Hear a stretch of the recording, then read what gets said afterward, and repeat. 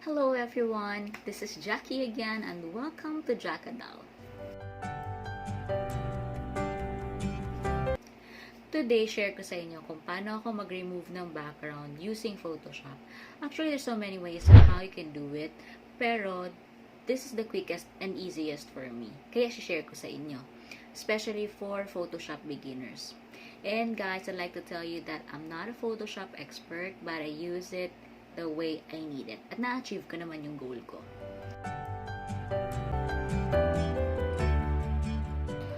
Okay, so bakit ba tayo magbubura ng background? Kasi kailangan natin. Kasi gusto natin palitan yung background. Halimbawa, gusto niyo ng 1x1. Tapos, ganito background mo. Ang requirement, white background. Tapos, ganda-ganda ka sa selfie mo. Diba? Tapos, yun ang gusto mong gamitin. Kaya lang madumi yung ganyan ang background, hindi white. So, gusto mong palitan.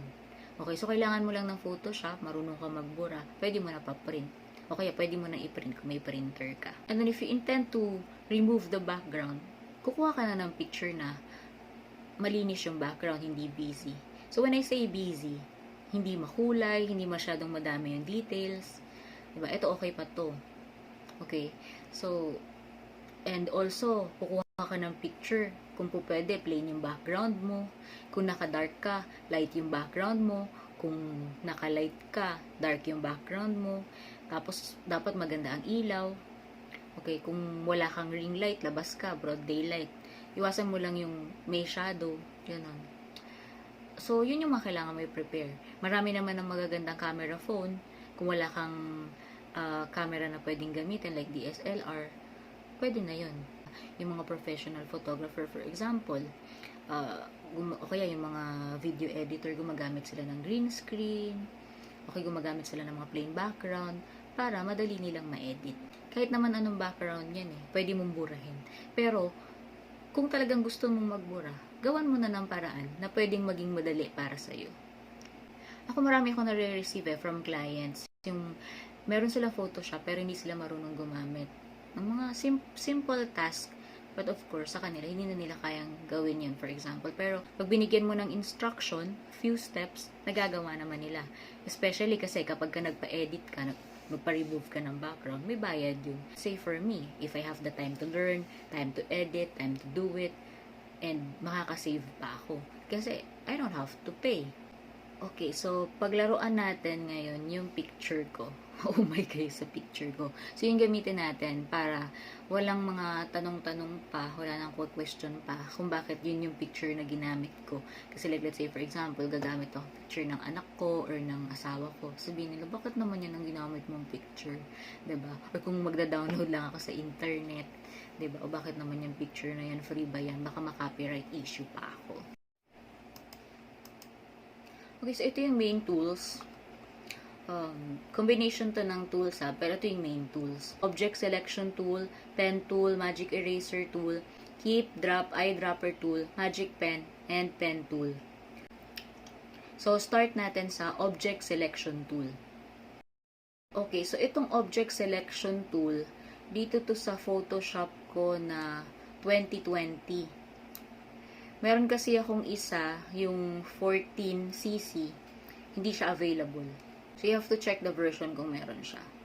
Makikita niyo yung picture ko, white ang background, pero dito sa right side, meron siyang dark area. Itong object selection tool, kasama niya yung magic wand at saka yung quick selection tool. I-click mo yun, kailangan mong iselect yung subject mo. Automatic na ise-select na siya ng Photoshop. Then use Ctrl J. Nakaselect naman yung subject mo, yun ang maiiwan. So, matatanggal yung background. Object selection tool, kung masyadong magulo yung background mo or madilim, baka mahirapan siyang ma-select yung subject. So, kung magpe-prepare ka ng picture, kagaya nitong picture ko, halos plain yung background ko. Okay? Next naman natin na gamitin yung pen tool. Gagawa ka ng outline or path, select mo kung ano yung subject mo. Makikita nyo, straight lang siya, pero may mga areas na hindi nasusunod. So, ang gagawin nyo dyan, mag-a-add kayo ng anchor point para makagawa kayo ng curve. So, sa hindi pa kabisado to, trial and error, makukuha nyo rin yan. Madali lang gamitin ang pen tool. Select nyo yung subject, dire-diretso, may pwedeng straight, pwede nyong sundin yung curve. Kung hindi naman, add kayo ng anchor point kung saan kayo pwedeng mag-curve.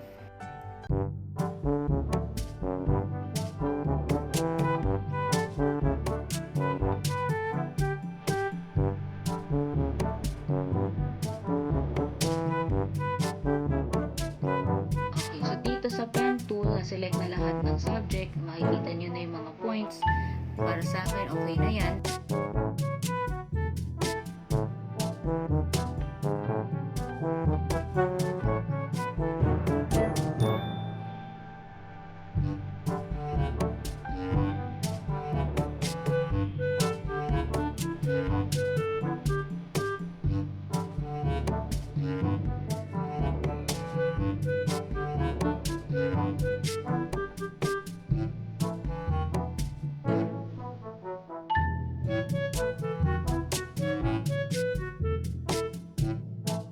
Kung nasa anchor point kayo, bumalik kayo sa pen tool.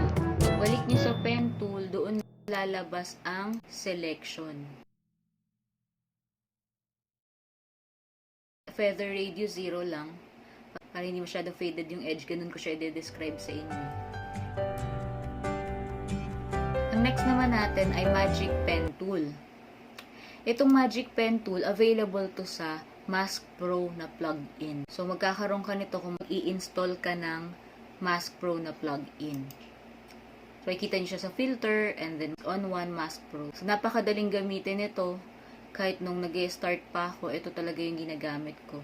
Meron siyang magic pen. I-click mo lang, susundan niya na yung outline mo o yung gusto mong subject sa edge. Pero kung sakaling mag-iiba yung kulay o masyado nang magulo yung edge, nahihirapan siyang sundan, gumamit ka na muna ng pen tool yung katabi niya.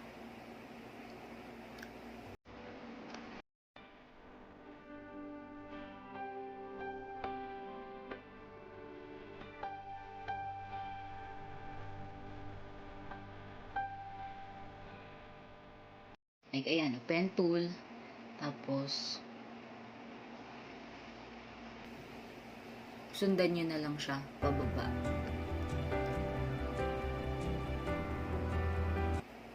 Nakita nyo inisa-isa.